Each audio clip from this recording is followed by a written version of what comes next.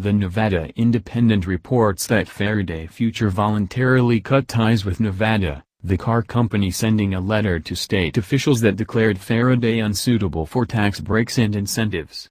Included with that letter, a check for $16,200 to repay all incentive money Nevada proffered to the electric dreamers.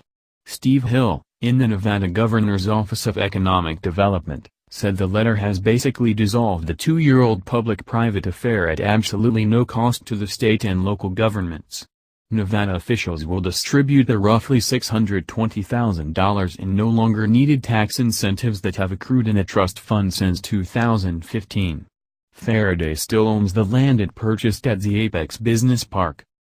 With that done, we have 3 questions for Faraday. Wordsworth composed 2 of them in 1804 in his Intimations of Immortality. Whither has fled the visionary gleam? Where is it now, the glory and the dream? The company emerged from stealth, mostly, only 2 years ago. Faraday spent most of 2016, publicly at least, courting press and hurling superlatives. Then came October 2016, when the LA Times started an article with, "Faraday Future's future is looking bleaker." That piece detailed troubles at the stalled Nevada factory and mentioned an exodus of company executives. In the intervening 11 months, the CEO left the building and took the money geyser with him, more executives skedaddled, a series of investment round flopped, debtors occupied offices, execs put assets on the commercial yard sale table, and only a month ago Faraday pledged its Gardena, California headquarters as collateral for a $13.75 million loan. Those aren't dastardly omens. Companies break, and spill, a lot of eggs when making visionary omelets.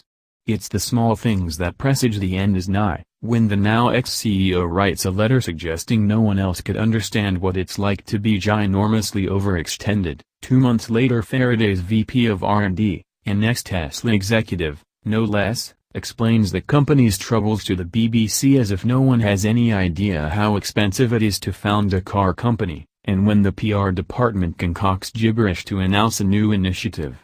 Trouble, meet River City. The firm's VP of Global Manufacturing says FF's laser-focused on getting the FF91 super SUV to market by the end of 2018.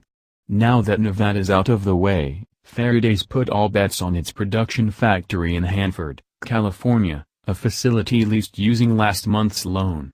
Placing odds on a struggling manufacturer with zero pedigree successfully selling an acutely unfinished, 6-figure family hauler roughly 12 months from now takes the finest kind of oblivious guts.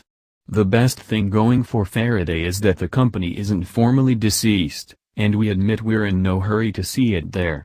But if things do flatline, we'll slip on our tire-kicking shoes and head to FF's offices to pose our 3rd question while flipping a thumb at the FF91. What'll you take for this display model?